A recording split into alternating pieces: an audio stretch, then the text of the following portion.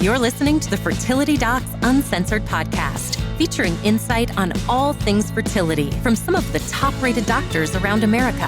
Whether you're struggling to conceive or just planning for your future family, we're here to guide you every step of the way. Hello, and welcome to another episode of Fertility Docs Uncensored.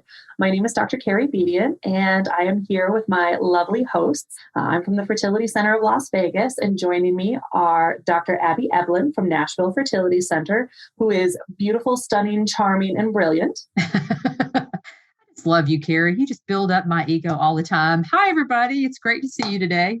Talk to you today. Also joined by Dr. Susan Hudson of Texas Fertility Center, who is equally as charming, brilliant, smart, and exquisite. How about that? Oh, I like it. I think everybody needs to do their own podcast so they have a Carrie. No, gosh. Well, I mean, I say this every time, and it's true. Every time, it's true. And so you guys make it easy, and I will totally take that. You're so sweet, Carrie. We just love you. We do. So speaking of love, okay, question for you both today. What is your food love language? Susan has some foods that are not her love language, but why don't you tell us which food is your love language, Susan? You know, I love food, and that's part of my issue. So I have celiac. So for our listeners, celiac is a disease that essentially I can't eat anything that has wheat, rye, or barley. But I also have like a lot of food intolerances of foods that just make me feel crummy. And so like I believe in eating food that tastes amazing. And so my love language is food that is served to me that I know is absolutely safe and I'm going to feel good afterwards. I have to tell you, like, one of the best meals I've ever had in my life was at Emeril's in New Orleans. Oh. And this was probably like 15 years ago. And my husband and I went to New Orleans for a conference, and we had made reservations for Emeril's. And from the moment you walk in the door, it was a dining experience. Like literally we walk in the door and they're like, "Oh, Mr. and Mrs. Hudson, how are you doing?" Like we didn't tell them who we were, but they knew based on the reservations and the time. It was amazing. And I had mentioned that I was celiac.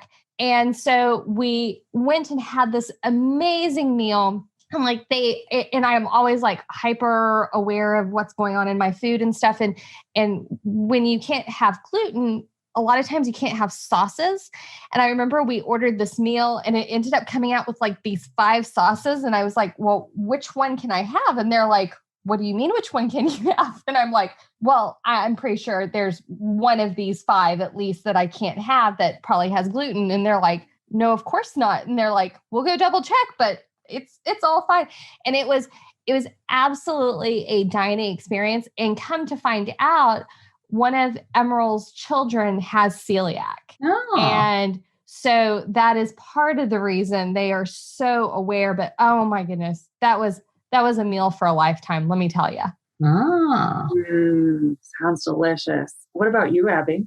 My love language is anything chocolate, and particularly the darker the chocolate, the better. And like my favorite kind of desserts are the ones that are like chocolate lava cake, where it's like gooey chocolate, dark, warm chocolate on the inside. That just, if I had to have a dessert for my last meal, it would be chocolate lava cake, because I just love chocolate. That is definitely my love language. So have you ever, do you go far enough as to go to totally unsweetened chocolate? Like if you hit a bar of baker's chocolate that you're cooking with?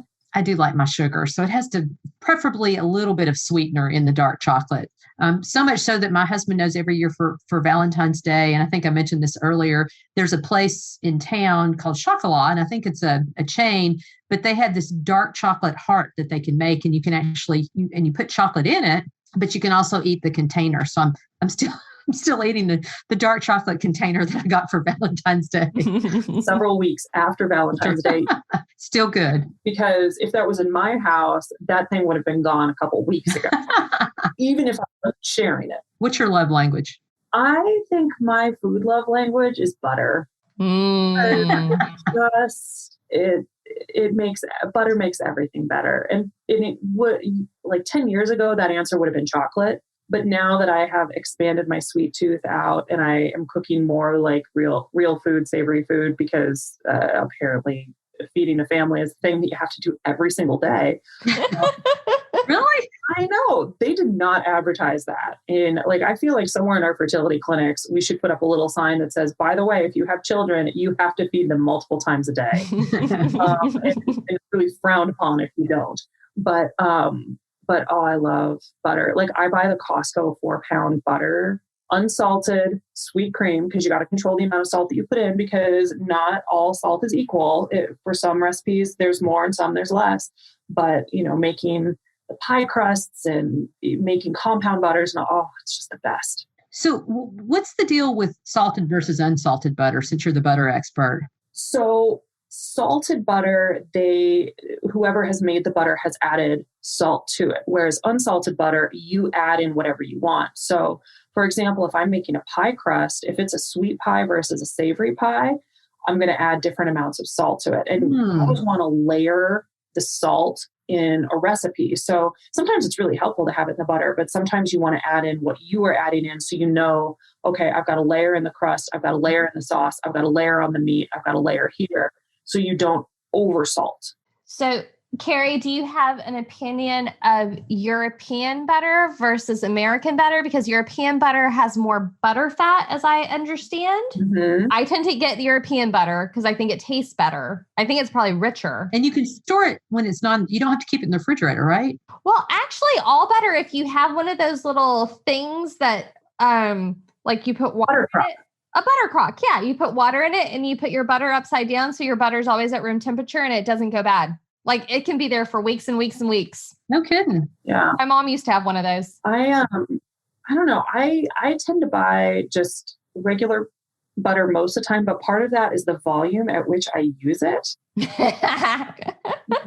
When we're talking about Christmas baking, for example, I will go through 5 pounds of butter without blinking in the month, in like a 2-week period in December. Wow. Because of everything that I cook, because this is what I do. Although I have found when I've got a standard chocolate chip cookie recipe that I use.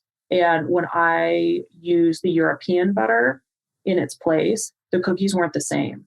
They weren't as good. That's interesting. And so there's something different. Maybe it was too much butter fat. Maybe it was too much fat because they weren't the same. So Carrie, one last thing on the subject of butter. When I think of butter, and I am from the South and live in the South, we like our butter here too.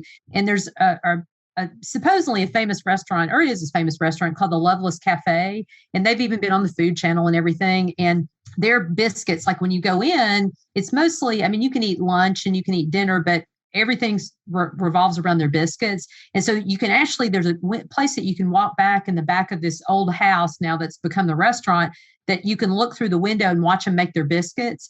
And so the notable thing about watching them make their biscuits is they're slathered in butter. So they cut them out, and I'm sure there's lots of butter within just the dough itself. They slather them with butter, and then they let them sit there again, and then they slather them with a little bit more. Then they put them in the oven and they bake them. And when they come out, they slather them with butter again, and they taste delicious. They are the best biscuits you've ever. They literally melt in your mouth because it's probably mostly butter with a little bit of dough melting in your mouth, but they're really, really good. So when you come to Nashville to visit, we'll all have to go eat at the Loveless Cafe and taste their delicious biscuits. Well, you all can have the biscuits. I'll watch you. Oh, that's right. I'm sorry, Susan. I'll eat yours for you. Just that's because fine. That's fine. I'll live vicariously through you guys. All right. So going from the topic of butter, biscuits, chocolate, and delicious food to our question of the day, which is an example. Has nothing to do with that. Which has nothing to do with that, and is the type of transitions that happen all the time in our lives, particularly at meals, it seems like. The question of the day is, you told me that I needed to come in on day 3 for my first ultrasound to check my egg count, but I'm still bleeding then. Are you sure that you want me to come in for that ultrasound? The answer is yes. This is what we do. And whether you're on day 1 or day 15, it really doesn't matter to us. This is what we do every day. And it really doesn't matter if you're bleeding or not bleeding, you're bleeding a little bit or heavy, or you've shaved your legs or not shaved your legs. We are here for you when it's the right time. Yeah, we're generally not focused on any of that stuff. We're just focused on putting the speculum in and looking at your cervix and doing whatever we need to do there. We honestly really don't look at your legs and don't think about the bleeding that you're having. It doesn't gross us out. It's true. It's what we do.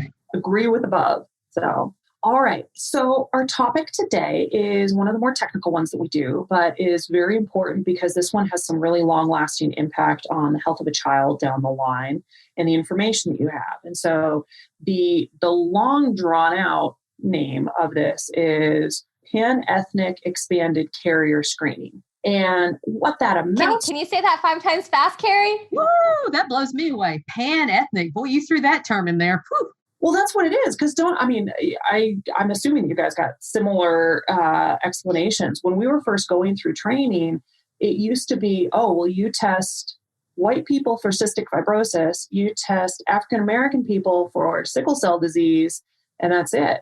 And Mediterranean people. And Mediterranean for the South. And people of Jewish ancestry get a certain panel. And it was, you had to figure out who came from where and what, and then order the appropriate testing. Well, now the pan-ethnic is acknowledging that there is a 15% of non-maternity in the world, i.e. 15% of us walking around think we know who our fathers are and we do not.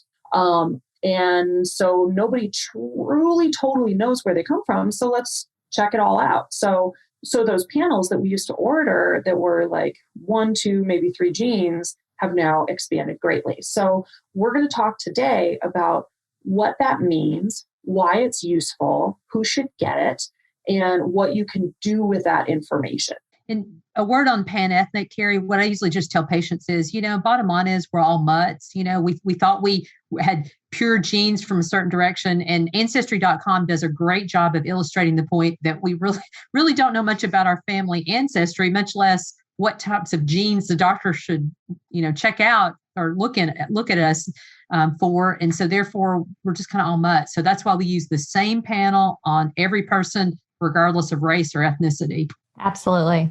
Okay. So we broke down the pan-ethnic part of it. Let's break down the genetic carrier screening part of it. So Susan, what's the story on that?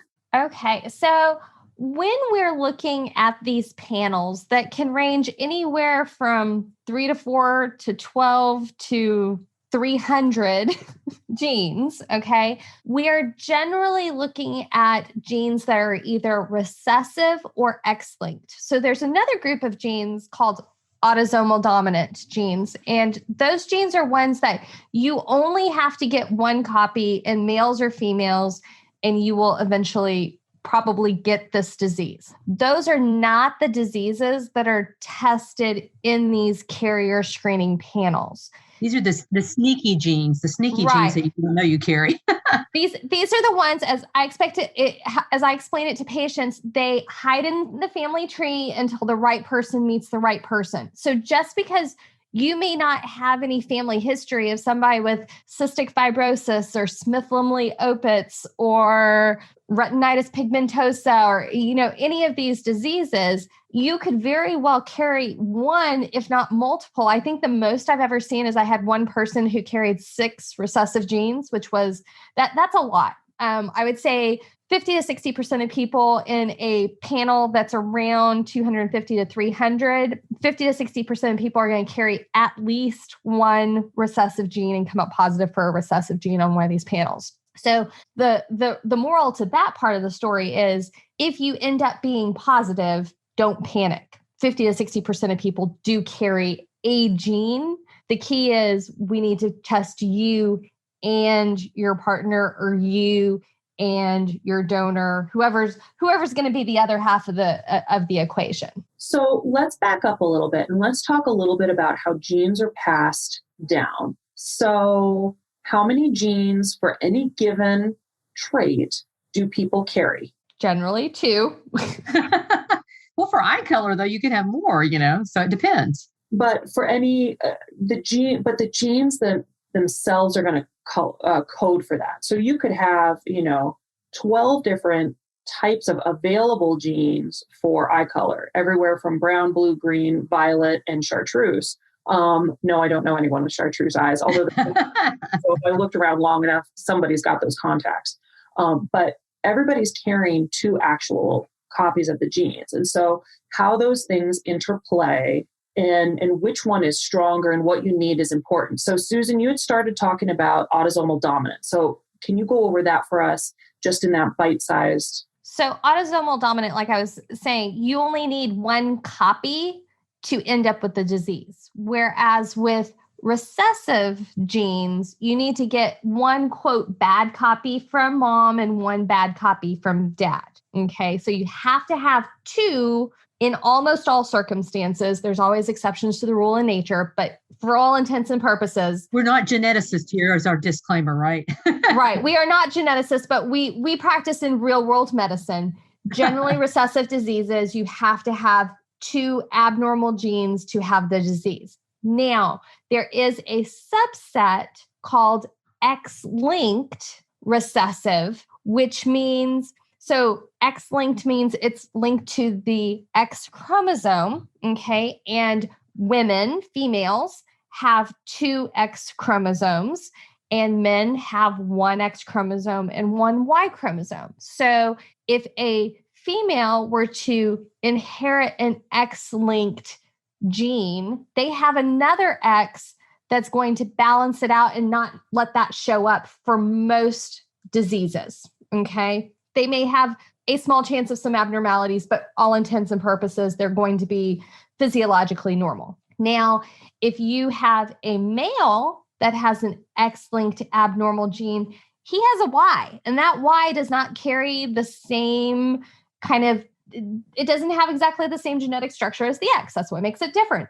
But because of that, they only have that one copy and there's nothing else to balance it out. So in an X-linked gene in a male, they are probably going to have some manifestation of the disease of choice. Abby, so if you're ordering one of our standard panels, which like Susan referenced earlier, most of the ones that infertility docs do have a couple hundred different genes on them. Yeah.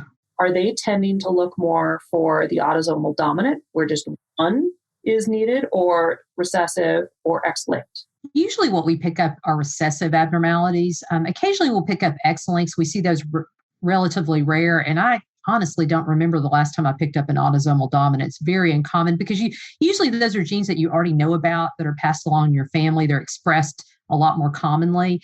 But what I've read is that about 1 in 550 couples both carry the same recessive trait. And so a lot of times when I see patients, they'll go, oh, well, it's not carried in our family, so we don't need to test for it. And I usually say, well, if it were real obvious, like an autosomal dominant, you'd already know about it. And it just takes finding that one other person that happens to have it in order for you to have an affected child. And I think Carrie and Susan would agree with this as well. We're in a position where we see a lot of people who were in that position at one point that didn't think they carried anything bad. They had an affected child, and then they'll come to us sometimes so that they can do things like in vitro fertilization to kind of pick embryos that don't have that bad trait. So it's a really helpful test. And even if you choose not to do something like that, not to do IVF, the other thought would be, if you and your husband, for example, carried something like cystic fibrosis, knew that you had a 1 in 4 chance of having an affected child, although it may not change what you would do, it would be really nice to know about it because sometimes it can take people, particularly with really rare conditions, it can take them 5 or 6 years to figure out what their child has, if their child has some sort of developmental abnormality. And they may go to a series of cardiologists and pulmonologists and a lot of different doctors to figure out and put these symptoms together to figure out what the child actually has. Whereas if you do these tests on the front end, even if you choose not to do something more aggressive like IVF, to be able to pick an embryo that doesn't have that condition, you still would want to probably let your pediatrician know so that they could start treatment really early and hopefully have a better prognosis for your child. So, Susan, if someone does this testing, and it's a blood test that you do on both partners in the equation, whoever's providing eggs, who's ever providing sperm, whether that's a partner or a donor or whomever, if they both pick up that they carry the same gene, what do you do about it? If they come back and they say, this is a terrible disease, we don't want to take any chance of our kid getting it, what do you got for us, doc? How do you help us? What do you tell them? So for patients who do want to be proactive in preventing having a child with whatever condition it is.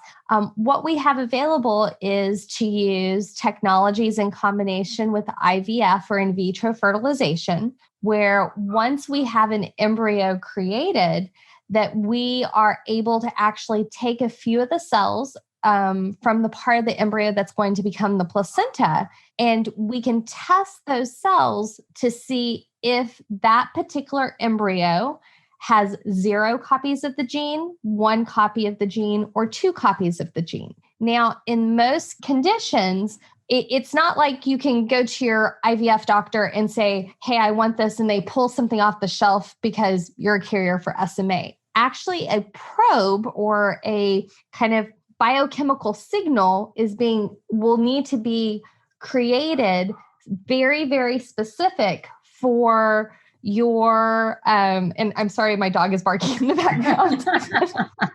I just texted my family to have my dog come in.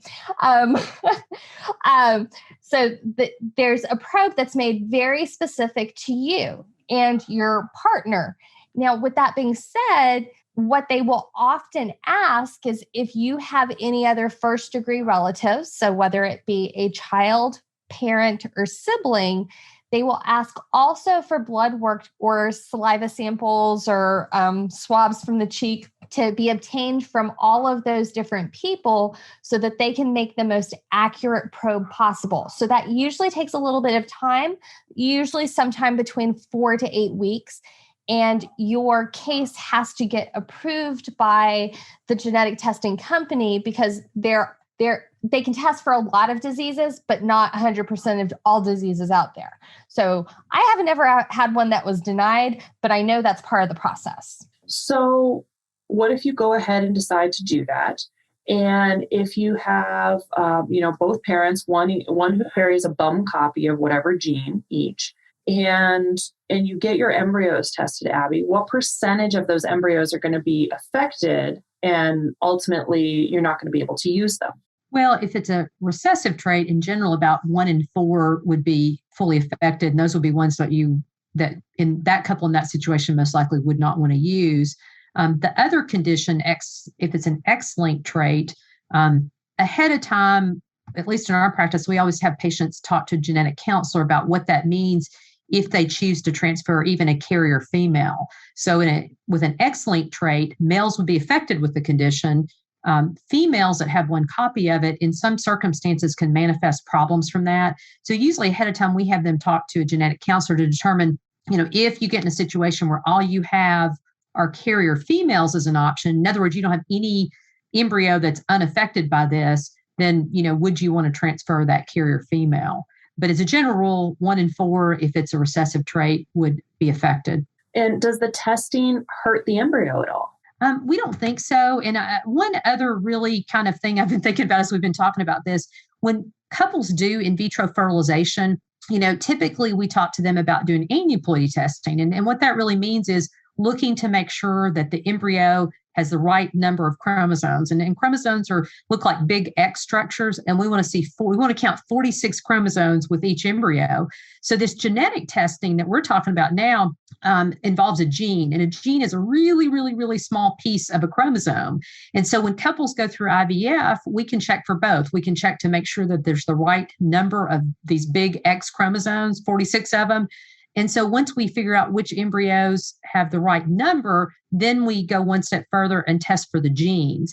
And so it's sort of like going through an hourglass. There's some drop off with everything that we do. And ultimately we hope that we're going to transfer, one genetically normal embryo that either doesn't have the trait or is a carrier if it's a recessive trait. So what if you have your patients go through their testing and let's say one partner comes up positive for Carrie and cystic fibrosis, but the other one is negative for cystic fibrosis? Does that mean that they're totally in the clear and that there's no chance of them having a baby that's affected?